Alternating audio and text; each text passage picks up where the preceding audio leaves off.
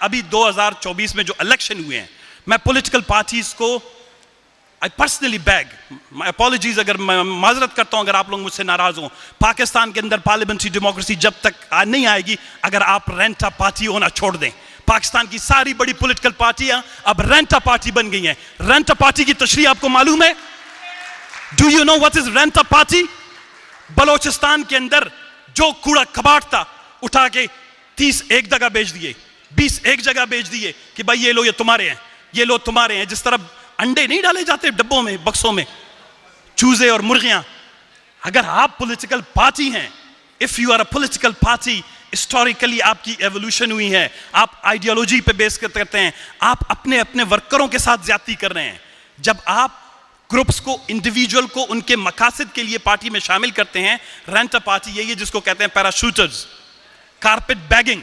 यानी वो लोग होते हैं जो ग्रुप्स की शक्ल में एक पार्टी में जाते हैं, उसका झंडा उड़ते हैं, उसके गरीब कारकुनों के वोट जो हैं वो हासिल करते हैं, उसके गरीब कारकुनों को तरक्की का, उनकी सियासी तरक्की का रास्ता रोकते हैं। क्योंकि उनके पीछे किसी और का एस्टेब्लिशमेंट का हाथ होता है, वो फिर उसी पार्टी के झंडे पे कहते हैं पीपल्स पार्टी की हुकूमत है, पीटीआई की हुकूमत है, नून की। भाई खुदा को मानो यार, वो रेंटा पार्टी हो, तुम्हारे बस में सवार हुए थे, किसी और की हुकूमत है। Until unless political parties don't have accountability, self accountability within अपने अंदर, उस वक्त तक पाकिस्तान के अंदर पार्लियामेंट्री डेमोक्रेसी मजबूत नहीं हो सकती। मोहम्मद अली जिन्ना साहब जब पाकिस्तान में पहले गवर्नर जनरल बने तो उन्होंने कहा कि सदर के ओहदे को मैं सियासत से अलहदा करता हूं, और उन्होंने रिजाइन कर दिया। गो कि उसके बाद लियाकत अली खान साहब जो आए मरूम, उन्होंने जो है वापस ये ओहदा वापस कर दिया, जिससे सियासत की में थोड़ी बहुत गंदगी जो शुरू हुई उसी से हुई। उन्होंने पार्टियां बनाई, मुस्लिम लीग को बजाय फिर रिपब्लिकन्स बनाए, दूसरे बनाए, तीसरे। तो सब लोग, हम कहते हैं प्रेसिडेंट जो है वो इस मुल्क का इलेक्टेड रिप्रेजेंटेटिव होता है, वो सबका सिंबॉलिक, वो एक किस्म का फादरली फिगर होना चाहिए, किसी पार्टी से उसका ताल्लुक नहीं होना चाहिए। लेकिन क्योंकि इस मुल्क में अभी हमने ये रिवाज कायम कर लिया है कि हमने सारे ओहदे तकसीम करना है, तो पार्लियामेंट्री डेमोक्रेसी जो है पाकिस्तान के अंदर है वो अभी किसी एवोल्यूशन के तहत मुझे नजर नहीं आ रहा। बिकॉज किसी भी मुल्क में 70 साल बहुत होते हैं एवोल्यूशन के लिए। हमें हर वक्त कहा जाता है बढ़ के आगे बात करो। कल परसों जुडिशरी ने एक बड़ा अच्छा फैसला दिया, मेरे पता नहीं अली जफर साहब इसे बात नहीं किया उन्होंने या दोस्तों ने, मैं खुद हैरान रह गया कि जुडिशरी ने फैसला किया है कि इमरान खान साहब जो है आज के बाद जो है वो जुडिशरी और फौज के खिलाफ जो है कोई बयान नहीं देंगे। तो मैंने इनके किसी दोस्त को टेक्स्ट किया, मैंने कहा इमरान खान साहब को कहें ISPR के लिए कौमी तराने लेके आए। एक सियासी आदमी, एक political leader, a political leader cannot talk about judiciary, justice, equality. It doesn't talk about security. जब आप सिक्योरिटी की बात करते हैं, चेक पोस्ट की बात करते हैं, अफगानिस्तान के साथ तनाज़े की बात करते हैं, बैनुल अक़वामी सतह पर पाकिस्तान के ताल्लुकात की बात करते हैं, तो फौज का जिक्र आएगा। जब आप इंटरन पॉलिटिक्स की बात करते हैं तो फौज का जिक्र आएगा। तो आप एक सियासी शख्स को कैसे पाबंद कर सकते हैं कि जी आप जो हैं किसी भी, ये सारे इदारे पार्लियामेंटेरियन पॉलिटिकल लीडर्स के अंडर आते हैं। कोई भी इदारा अगर ट्रू जेन्युइन पॉलिटिकल रिप्रेजेंटेटिव हो तो कोई भी इदारा उससे बढ़कर नहीं है। कोई इदारा किसी को डिक्टेट नहीं कर सकता, ये खुद कॉन्स्टिट्यूशन की खिलाफ वर्जी है। ये राइट टू स्पीच के खिलाफ वर्जी है कि कोई जज उठ के किसी लीडर को, पॉलिटिकल लीडर को कहे कि जी तुम इसके खिलाफ बात नहीं करो, इसके खिलाफ नहीं करो।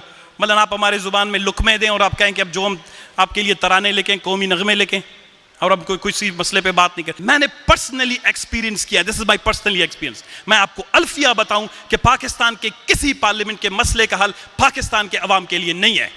पाकिस्तान की खारजा पॉलिसी कोई और तय करता है, पाकिस्तान की दाखिला पॉलिसी कोई और तय करता है, पाकिस्तान में बजट की तकसीम कोई और तय करता है, पाकिस्तान में इलेक्शन कमीशन, पाकिस्तान की जो इलेक्शन कमीशन है 2017 में 2017 में इलेक्शन कमीशन का एक्ट लाया गया कि भाई उड़ो, आपको आजादी मिल गई इलेक्शन कमीशन को, पिंजरे से निकल आओ।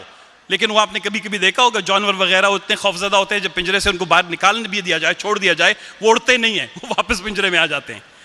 2017 में इलेक्शन एक्ट के बाद, उसके बावजूद भी इलेक्शन कमीशन ने 8 फरवरी 2024 में जो इलेक्शन का रिजल्ट दिया है, क्या आपके ख्याल में आपको लगता है कि पार्लियामेंट्री डेमोक्रेसी, क्योंकि election commission is a prime institution जो इलेक्शन के प्रोसेस को रिफाइन करता है ट्रांसपेरेंट तरीके से, फेयर एंड फ्री तरीके से पार्लियामेंट में लोगों को भेजता है।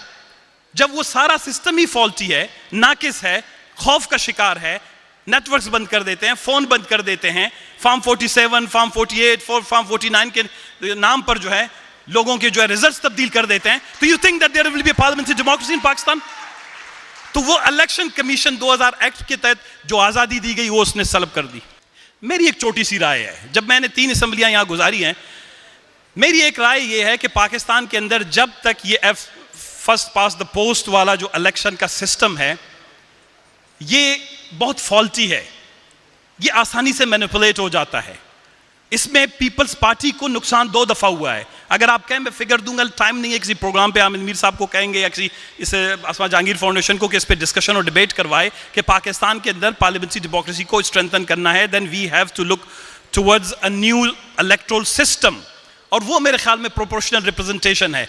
अब मैं बलूचिस्तान नेशनल पार्टी से हूँ, इस दफ़ा फॉर्म 47 का मैं भी वो क्या कहते हैं कि विक्टिम हूँ।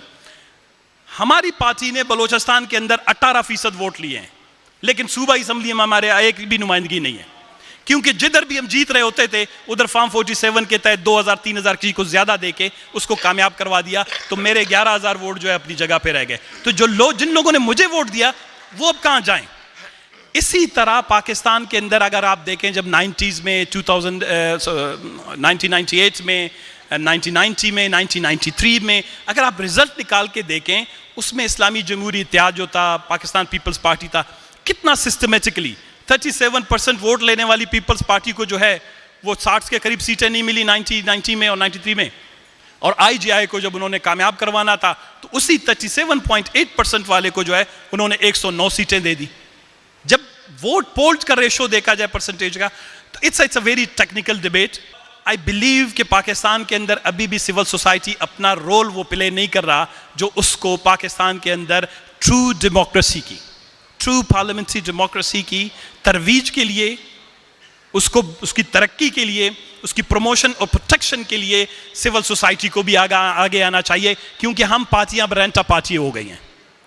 हमारे अंदर अब वही सिकत नहीं रही, हम बड़े मजलूम लोग हैं, हम सब फॉर्म 47 और 45 के मारे हुए लोग हैं। हम में से कोई भी बात करेगा उसकी सीट वहां चली जाएगी अगले दिन। ये बलूचिस्तान में हो रहा है, हर दूसरे दिन आप देख रहे हैं बलूचिस्तान में कोई ना कोई केस खुल जाता है, एक सीट चली जाती है। वो क्या है कि कोई जाता है मुझे अच्छी मिनिस्ट्री दो, कहता है तुमने तो कम पैसे दिए थे, जाओ ये इलेक्शन खोल दो, वहां पे नया इलेक्शन करवा लो।